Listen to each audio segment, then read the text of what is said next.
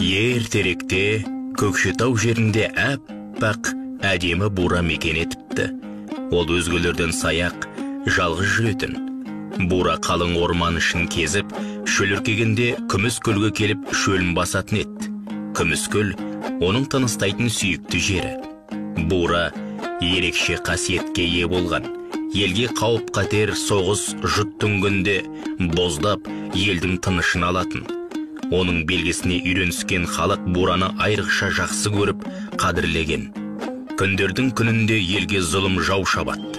Бура әдеттегідей белгі беріп, бәрі тығылып үлгеріп, жан сақтап қалады. Бәріне бура себеп екенін білген зұлымдар оның ізінен түсіп, өлтірмек болады. Ну орманда жүрген бура зәлімдерге кез болады. Олардың бірі садағын кезеп, дәл бураның жүрек тұсын көздейді. Садағын атып кеп жібергенде, жебе кеуде тұсынан кіріп, өркешінен шығады. Жан дауысы шыға аңырап, боздаған бура зұлымдарға қарай жүгіреді.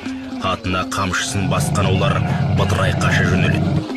Бір сәтте бура кері бұрылып, Күміскөлге беттейді. Сүйікті мекеніне келіп, жата кетеді. Осылайша жан тапсырады. Мұнан кейін жұрт бұл жерді Бурабай атап кеткен.